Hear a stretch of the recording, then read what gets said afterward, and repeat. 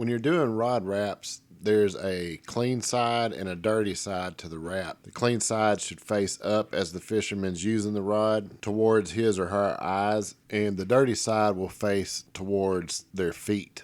So while you're actually using the rod, you don't see the dirty side of the wraps. The area considered to be the dirty side is where you try to put all your pull-throughs and tag-ins. And any inlays or anything like that will start and stop on the dirty side of the wraps. So if I were to lay out this underwrap, I'd want to make sure that all the stop and start points, the pull-throughs and everything like that were all in a row with each other and on the same side of the wrap. In this video, I'm going to show you how to keep the dirty side as clean as possible, or at least the way that I do it. As I plan out this underwrap, what I'm going to think about are the colors that are used, the spacing, and what type of tension I want to use as I'm doing these wraps. One of the major things I think you should try to do anytime you're transitioning colors or anything is to try to minimize the amount of pull-throughs you have. Pull-throughs are areas that are risky. It doesn't matter how long you've been doing this, a pull-through can cause you some problems because of the pull-through loop itself. The pull-through loop is going to be a doubled up piece of thread. And if you're using the same type of thread for your pull-through loop that you're using to do the wraps with, got a double thickness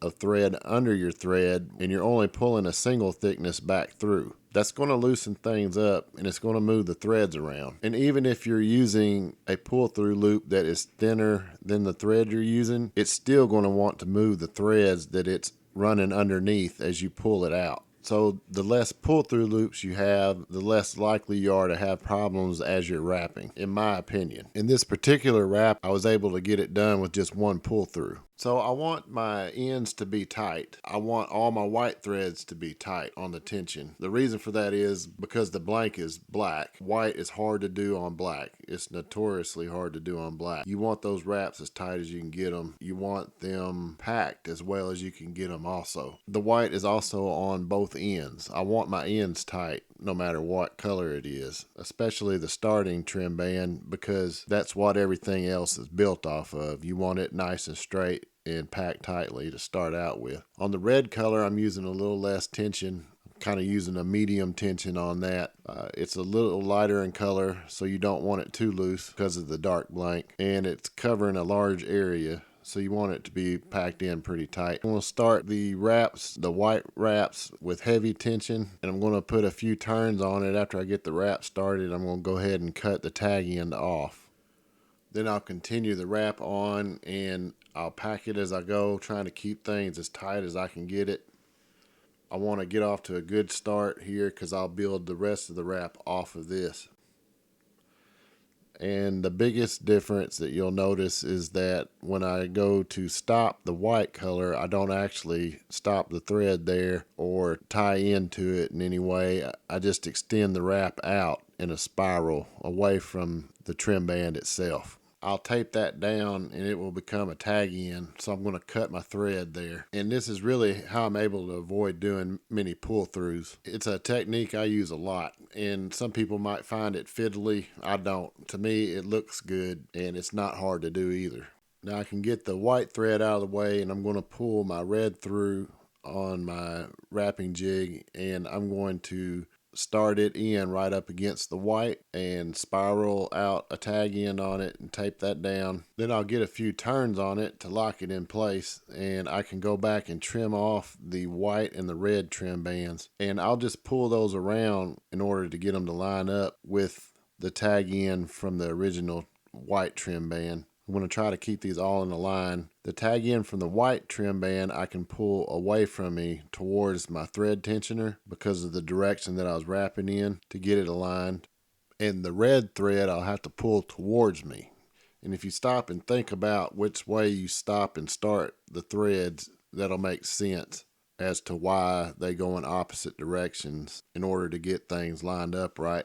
And after you trim those off, you'll want to come back in and push your threads over with whatever tool you use, or your fingernail, or whatever you use to move your threads.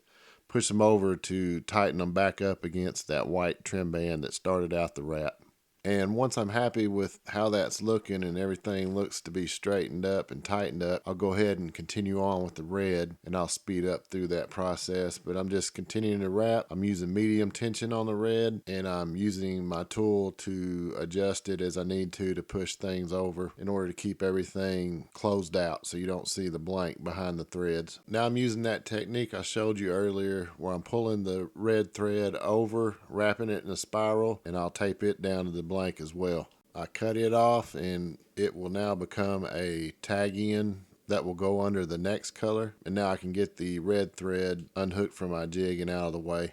Now I'm going to bring my white back in and run it right alongside the red and get a few turns on it before I pull my tag ends around and trim them off the way I did earlier. Same process, just continued on to the next color. And you'll see me use scissors and razor blades interchangeably. It doesn't matter to me usually one way or the other. I just grab whatever's closest to me. Use whatever is your preference. I guess if I had to choose one over the other, I'd use scissors because the way I do my pull throughs, I don't really need razor blades. But razor blades are handy at times too, and you can cut really close with them. I'll just continue on this wrap and I'll be packing as I go. Continue the white trim there before I start in with my blue. Now I'm going to bring in my blue color, and I'll be using it in one of my bobbin holders because I don't want a whole lot of tension on this, and I can use my fingers to get a better feel for how much tension I'm getting on it than I can on my wrapping jig. It's not too bad, but I prefer when I'm using really light tension on something like this. I really like these bobbin holders for stuff like that, so that's what I'll be using.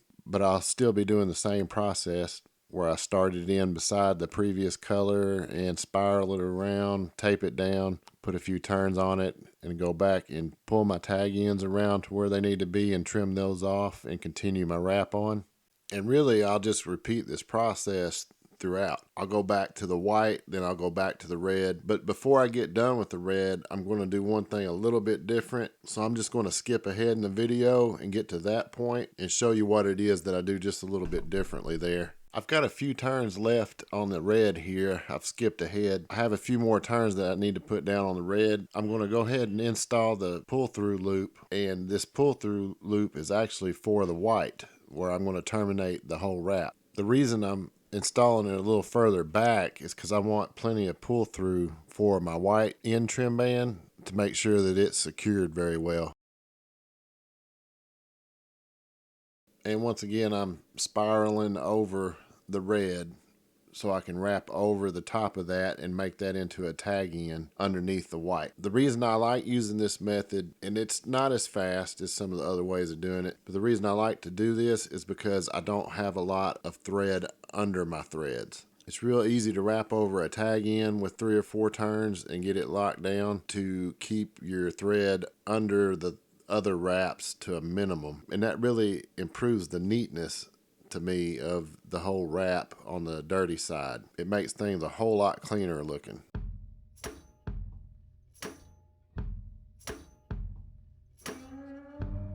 So if you're building rods for a living, you might not want to mess with this unless you charge a premium charge for a premium thread service. If somebody wanted a standard wrap, I suppose you could charge a standard rate, but if somebody wanted a premium upgraded wrap, you could possibly look at doing something like this to keep it as clean as possible. If you're trying to churn out rods as quick as you can for customers, this probably isn't going to work for you, but it really does make for a really clean looking dirty side of your wrap.